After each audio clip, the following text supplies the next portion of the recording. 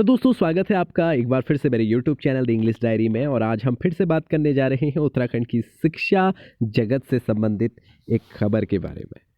शिक्षा में good governance के मामले में पड़ोसी राज्य से कई पीछे खड़ा है उत्तराखंड।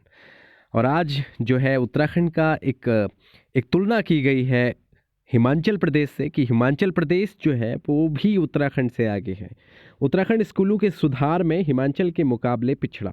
यानी जो पीजीआई रिपोर्ट कुछ दिन पहले आई थी उसमें उसके अनुसार जो हिमाचल को विभिन्न मानदंडों पे जो अंक प्राप्त हुए हैं उत्तराखंड वहाँ पर भी पिछड़ा हुआ है। तो आइए जानते हैं पूरी खबर को। और प्लीज़ चैनल में अगर आप नए हैं तो सब्सक्राइब ज़रूर करें, लाइक ज़रूर करें।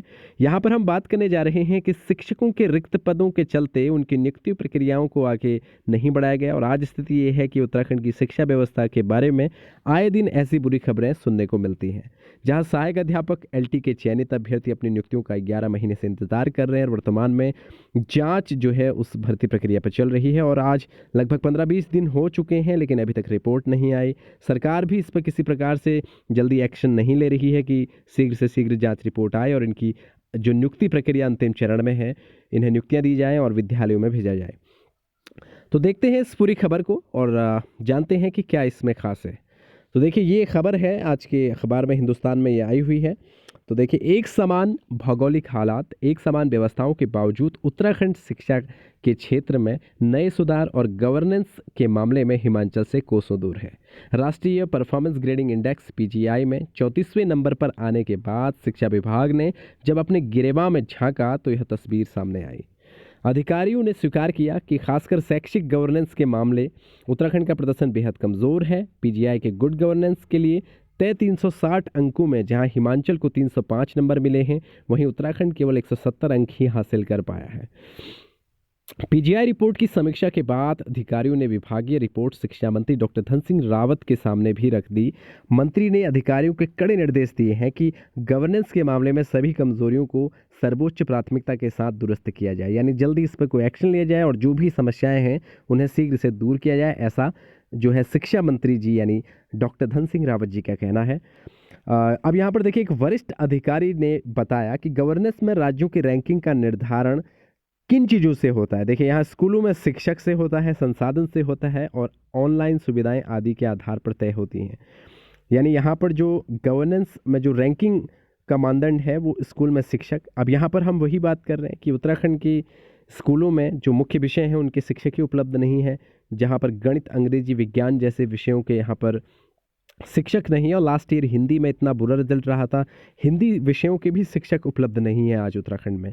तो ये हालत इसी वजह से है, जहां सहायक अध्यापक एलटी के जो चयनित अभ्यर्थी हैं लगभग 1431 में से लगभग 1200 के समथिंग जो है रिजल्ट्स अनाउंस हो चुके हैं 11 महीने पहले, लेकिन अभी तक उन्हें नियुक्तियां नहीं दी गई हैं।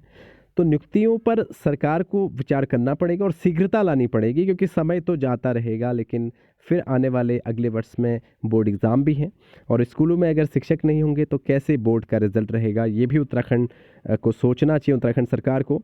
अब देखिए आगे बता भी रहे हैं कि लंबे समय से शिक्षकों के 5000 के करीब पद रिक्त हैं। यहाँ पर 5000 के करीब रिक्त पद हैं। इंटर कॉलेज में प्रिंसिपल के 65% पद वर्षों से खाली हैं।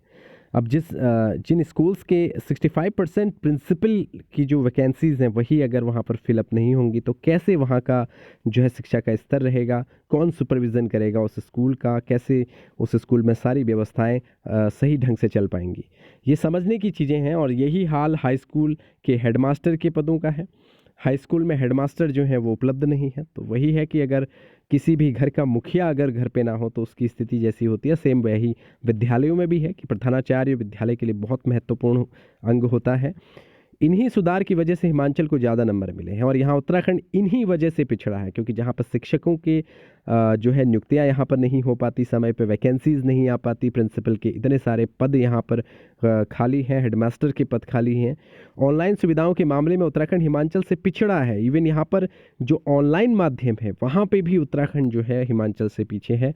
22 साल में राज्य में शिक्षकों की ऑनलाइन उपस्थिति दर्ज करने की व्यवस्था, ऑनलाइन तबादले, छात्र शिक्षकों के संख्यात्मक आंकड़े तक तैयार नहीं है। यानी ऑनलाइन यहाँ पर कोई भी पोर्टल पे चीज़ें उपलब्ध नहीं है। तो हम यही कहेंगे कि शिक्षक भर्तियों को में थोड़ी शीघ्रता लाई जाए और साथ ही साथ नई वैकेंसीज भी निकाली जाए। विभिन्न अभ्यर्थी इस वक्त वर्तमान में आपस में लड़ झगड़ने जैसी स्थिति में भी थे एक वक्त, जहां पर सभी लोग, जैसे एक सहायक अध्यापक एलटी की भर्ती प्रक्रिया हुई थी, तो इस पर क्योंकि उत्तराखंड अधीनस्थ सेवा चयन आयोग ने परीक्षा कराई थी, उसकी कुछ भर्तियां जो हैं वो इस वक्त अनियमितताएं उनमें पाई गई, तो इसकी वजह से सारी भर्तियों को एक ही तराजू में तोलने की कोशिश उत्तराखंड में हुई।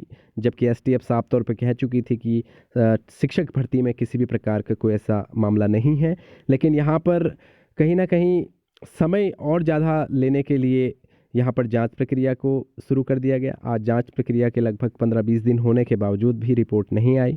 अब देखते हैं कि रिपोर्ट कब तक आती है, लेकिन जो चयनित अभ्यर्थी हैं वो मानसिक उत्पीड़न तो झेल ही रहे हैं, लेकिन सरकार को ये भी देखना चाहिए कि उत्तराखंड के नौनिहाल जो बच्चे हैं, जो विद्यालयों में उन मुख्य विषयों के शिक्षकों का इंतज़ार कर रहे हैं, उनका ज़रा ख्याल कर रहे हैं। और साथ ही साथ इस तरह से रैंकिंग में पिछड़ रहे उत्तराखंड को अगर आगे बढ़ाना है तो शिक्षकों की नियुक्तियां तो करनी होंगी। तो आज की वीडियो में इतना ही। आपके इस पे क्या विचार है कमेंट बॉक्स में ज़रूर बताएं और चैनल को सब्सक्राइब ज़रूर करें। Thank you so much for watching this video.